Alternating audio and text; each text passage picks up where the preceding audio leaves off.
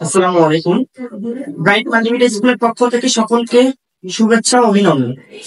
আজকে আমরা সেট ও ফাংশনের বেসিক ক্লাস নিয়ে আলোচনা করব। প্রথমে আমরা সেট সম্পর্কে জানবো। সেট কি? সেট হচ্ছে এই বাস্তব জগতে বা এই চিন্তা জগতে যেগুলো সুসংজ্ঞায়িত করা যায়, সুসংজ্ঞায়িত সমাবেশ তৈরি করা যায়, সেগুলোকে সাধারণত সেট বলা হয়। এই সেট সম্পর্কে প্রথম ধারণা দিয়েছেন জার্মান গণিতবিদ জর্জ ক্যান্টেন। এই সেটকে আমরা স্বাভাবিকভাবে ইংরেজি পরিমাপের অক্ষর এ বি সি অথবা এক্স ওয়াই জেড দ্বারা প্রকাশ করা হয়। এই সেটগুলো প্রত্যেকটা উপাদানকে আমরা সেকেন্ড ব্র্যাকেট দ্বারা সূচিত করা হয়। এবং এই সেটগুলো উপাদানগুলোকে এলিমেন্ট চিহ্ন দ্বারা প্রকাশ করা হয়। এ এলিমেন্ট বি, অর্থাৎ এটাকে বলা হবে বি এর একটি উপাদান। যদি এ কে এলিমেন্ট এক্স দ্বারা সূচিত করা হয়, তাহলে এ এক্স এর একটি উপাদান। এটা হচ্ছে এলিমেন্টের। আমরা যদি বলি যে হচ্ছে এ ডাজ নট ওয়াই, তাহলে কি হবে? এ ওয়াই এর উপাদান নয়। তাহলে আমরা বুঝতেছি এই চিহ্ন দ্বারা উপাদান বোঝায়। কি বোঝায়? উপাদানকে বোঝায়। সেট পদ্ধতি দুই প্রকার, একটা সেট গঠন পদ্ধতি, একটা সেট তালিকা পদ্ধতি। সেট গঠন পদ্ধতি কি? যে পদ্ধতিতে সেটের উপাদান সমূহ সুনির্দিষ্টভাবে উল্লেখ থাকে না, কিন্তু তার ধর্ম সুনির্দিষ্টভাবে উল্লেখ থাকে, সেটা সেট গঠন পদ্ধতি। আর তালিকা পদ্ধতি কি? যে পদ্ধতিতে সেটের উপাদান সমূহ সুনির্দিষ্টভাবে উল্লেখ থাকে এবং দ্বিতীয় বন্ধনীর মধ্যে উল্লেখ থাকে, তাদের মধ্যে কমা কমা দিয়ে উল্লেখ থাকে, সেটা হচ্ছে তালিকা পদ্ধতি।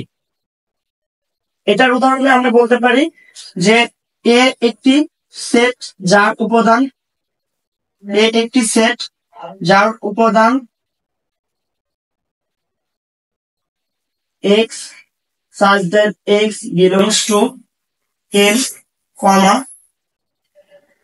যার মান 7 থেকে বড় এবং 15 থেকে ছোট। এটা একটা সেট গঠন পদ্ধতি। এর মধ্যে হচ্ছে এর মানে সুনির্দিষ্ট মানের উপাদানগুলো নাই। এর ধর্মের সাধারণ একটা পদ এখানে দেওয়া আছে, দেওয়া থাকবে। তালিকা পদ্ধতির ক্ষেত্রে কি হবে? তালিকা পদ্ধতির ক্ষেত্রে একটা উপাদানের সুনির্দিষ্ট মান দেওয়া যাবে। যেমন এ এর উপাদানগুলো যেমন হচ্ছে 1, 2, 3, 4, একটা সুনির্দিষ্ট একটা মান দেওয়া থাকবে, যেটা তালিকা পদ্ধতি একটা সুনির্দিষ্ট মান দেওয়া থাকবে। যেমন একটা স্বাভাবিক সংখ্যা হতে পারে, পূর্ণ সংখ্যা হতে পারে, সেটা একটা উপাদানের নির্দিষ্ট একটা উপাদানগুলোই দেওয়া থাকবে এখানে। আর সেট গঠনের ক্ষেত্রে দেখলাম যেখানে উপাদানগুলোর একটা সুনির্দিষ্ট মান ছিল না, সুনির্দিষ্ট তার একটা সাধারণ পদ ছিল, এইরকম সাধারণ পদ দেওয়া থাকবে। এবার আমরা সসীম সেট এবং অসীম সেট সম্পর্কে জানবো। সসীম সেটটা কি? যে সেটের উপাদানগুলোর নির্ধারণ করা যায়, সেটা হচ্ছে সসীম সেট।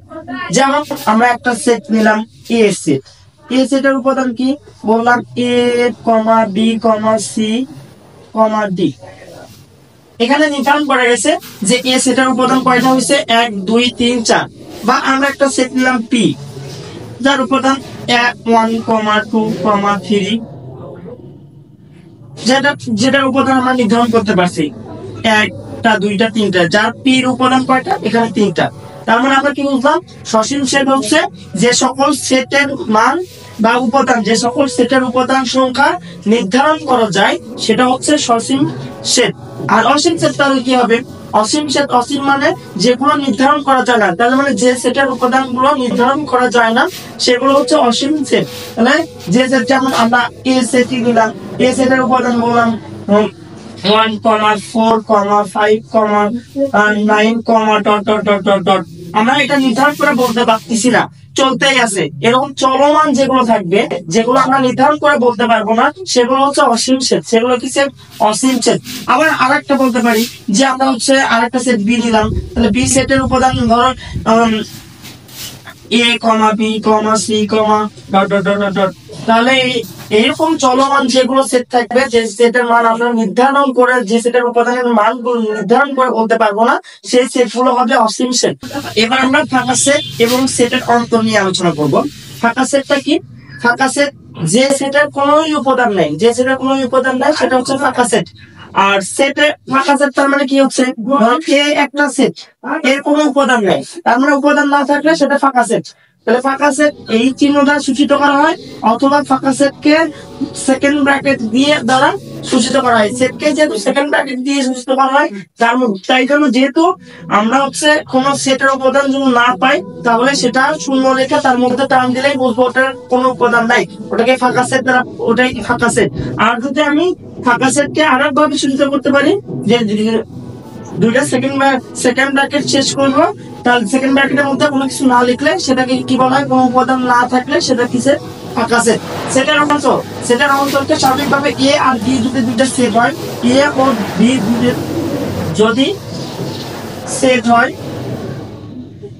হয় তবে এ বা বি দ্বারা সেটের অন্তর প্রকাশ করা হয়। এ বা বি দ্বারা সেটের কি প্রকাশ করা হয়? অন্তর। এ বা বি বলতে কি বোঝায়? এ, এই চিহ্নকে বাদ, বি বাদ দ্বারা বোঝায় এ বিয়োগ বি। এ বিয়োগ বি দ্বারা সূচিত করা হয় সেটের বিয়োগ। সেটের অন্তর মানে সেটের বিয়োগ। সেটের বিয়োগকে কি দ্বারা সূচিত করা হয়? যদি এ সেটের উপাদান, ধরো এ সেটের উপাদান 1 2 3 এবং বি সেটের উপাদান 2 3 4, তাহলে এই সেটের বাদ দিলে যেটা এই পাশ থেকে যেটা বাদ দিলে যেটা থাকবে সেটাই হবে কি? বি সেটের উপাদান গুলো।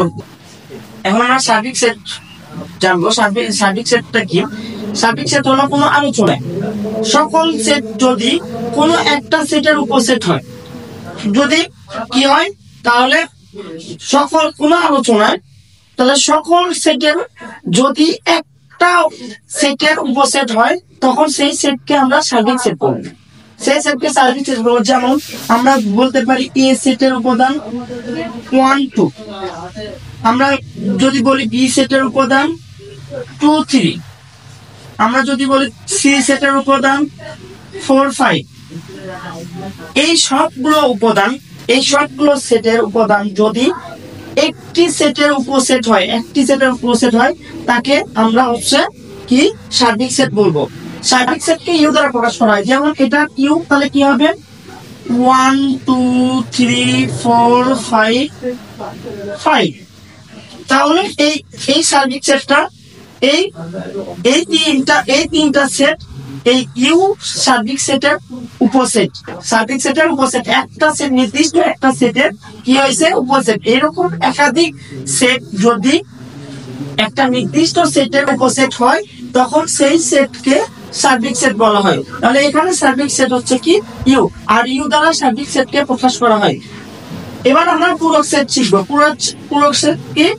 পূরক সেট হচ্ছে, তাহলে এ যদি একটা সেট হয়, এ যদি একটি সেট হয়,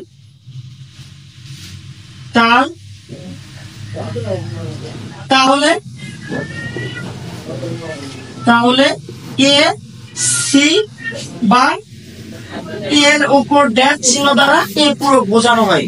এর উপর সি চিহ্ন বা এর উপর পূরক, এর উপর ড্যাশ চিহ্ন দ্বারা এ পূরক বোঝানো হয়। এ পূরক অর্থ হচ্ছে সকল সার্বিক সেট থেকে ওই সেটটা বাদ। তাহলে সার্বিক সেট থেকে যে সেটের পূরক বলে সেই সেটটা ব্যতীত তাহলে সেই সেটকে হচ্ছে পূরক সেট বলা হয়। তাহলে এখানে যদি ইউ থেকে আমি এ বাদটা দেই তাহলে এটাকে এ পূরক বলা হবে। আমি যদি ইউ থেকে বিটা বাদ দেই, বি বাদ দেই তাহলে বি পূরক বলা হবে। আমি যদি ইউ থেকে সি বাদ দেই তাহলে সেটাকে সি পূরক বলা হবে। তাহলে এখানে পূরক বোঝা গেছে। পূরকটা হচ্ছে যদি ইউ থেকে সার্বিক সেট থেকে যদি আমি বাদ দিয়ে দেই বা বহির্ভূত করে দেই তাহলে সেটা পূরক সেট হয়ে যাবে। সেটা কি সেট হয়ে যাবে? পূরক সেট হয়ে যাবে। তাহলে পূরক সেটটা কি? তাহলে আমরা যদি এ পূরক হয় তাহলে ইউ থেকে এ বাদ দিলে এ পূরক, ইউ থেকে বি বাদ দিলে বি পূরক, ইউ থেকে সি বাদ দিলে সেটা কি হবে? সি পূরক।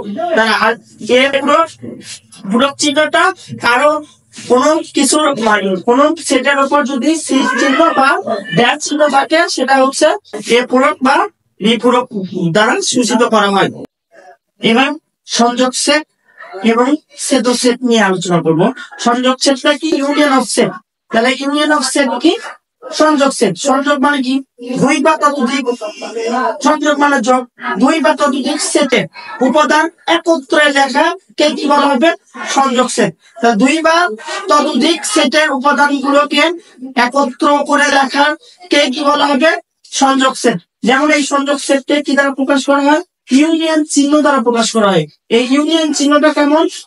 ইউ এর মতো দেখতে কিন্তু ইউ না, এটা ইউনিয়ন চিহ্ন। এটা মানে কমন সহ সব। এটা মানে কি? তার মানে সংযোগ মানে কমন সহ সব, কমনও যাবে, কমন সহ সব।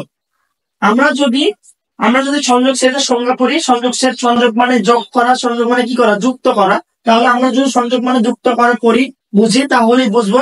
তার মানে কোন দুই বা ততোধিক সেটের উপাদান যদি আমরা একত্র করি, দুই বা ততোধিক সেটের উপাদান যদি একসাথে লিখি তাহলে যে সেট পাবো সেটাই হবে কি সেট?